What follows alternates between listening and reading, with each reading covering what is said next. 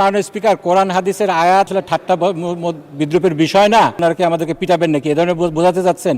এটা তো আসলে ভুল ব্যাখ্যা হচ্ছে, এটা খুব ভুলভাল। ফাইন শাকারতুম লাযীদান্নাকুম ওয়া লাইন কাফারতুম ইন্না আযাবি লাশাদীদুল আযাব। আযাবের কঠিন আযাব তাদের সম্মুখীন করতে হবে। মাননীয় স্পিকার, বাজেট ঘোষণার পর দ্রব্যমূল্য বৃদ্ধি পায়নি, জনগণ হতাশ হয়নি, বরং স্বস্তিবোধ করেছে। মাননীয় স্পিকার, খালি আমাদের ডান পাশের বন্ধুরা কেন সেদিন মিছিল করেছিল জানতে পারি নাই। মাননীয় স্পিকার, আমাদের কাছে এসে আমাদের প্রধানমন্ত্রীর কাছে, আমাদের মাননীয় মন্ত্রীদের কাছে বাজেট চাইবে, বরাদ্দ চাইবে, কিন্তু রাস্তায় যে মিছিল করবে।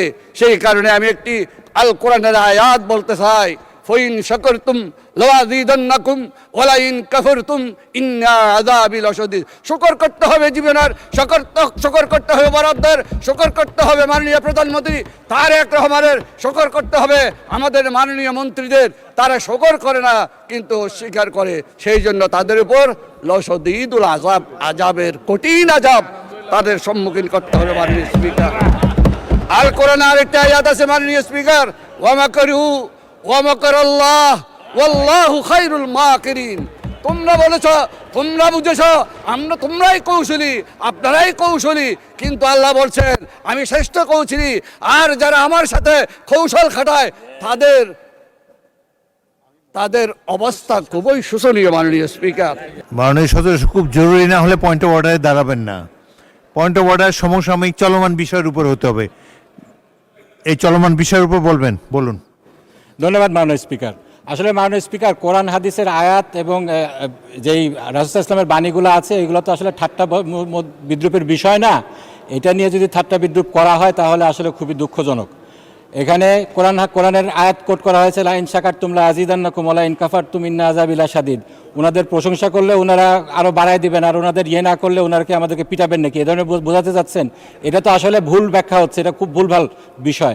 এ ব্যাপারে রাসূল ইসলামের কঠোর সতর্কবাণী এসেছে যে এইগুলা বিষয়ে ঠাট্টা বিদ্রুপ করার বিষয় না। আমি মাননীয় প্রধানমন্ত্রী যখন ছিলেন আমাদের দেশনেত্রী বেগম খালেদা জিয়া, সেই সময়ের একটা জাস্ট খালি ঘটনা উল্লেখ করছি। সেই সময় শাহবাগের সময় কোরআন হাদিস নিয়ে অনেক বিদ্রুপ হচ্ছে, ঠাট্টা তামাশা হচ্ছে।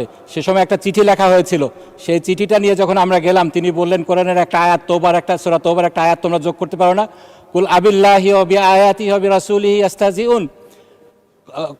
এখানে তোমরা কি আল্লাহর আয়াত, আল্লাহকে নিয়ে, আল্লাহ রাসূলকে নিয়ে, আল্লাহর আয়াত কিনে তোমরা ঠাট্টা মশকরা করছে? তো এটার জন্য যদি তোমরা করো তাহলে তোমাদের অবস্থান হবে জাহান্নামে। তো এই জিনিসটা আমাদেরকে খুব সতর্কভাবে নিতে হবে। কোরআন হাদিসের ভুল ব্যাখ্যা, কোরআন হাদিসের এরকম অবমাননাকর কিছু বিষয়, এগুলো আমাদেরকে কোনোভাবে করা যাবে না। এটার ব্যাপারে আপনার দৃষ্টি আকর্ষণ করছি মাননীয় স্পিকার। ধন্যবাদ মাননীয় সদস্য। আমার আলমগীর মাহমুদুল্লাহ ফরিদ একজন পুরনো সংসদ সদস্য। আমার মনে হয় না যে কোরআন হাদিস নিয়ে তিনি কোনো ব্যঙ্গাত্মক কমেন্ট করতে পারেন। তারপরেও আমরা পরীক্ষা করে দেখব, যদি কোনো ভুল ধরনের ব্যাখ্যা দেওয়া হয় কোরআন হাদিসের, সেটা এক্সপান্সড হবে। এবং কোরআন হাদিসের ভুল ব্যাখ্যা, বাংলাদেশ একটি মুসলিম প্রধান দেশ, এই দেশে কখনোই গ্রহণযোগ্য হবে না।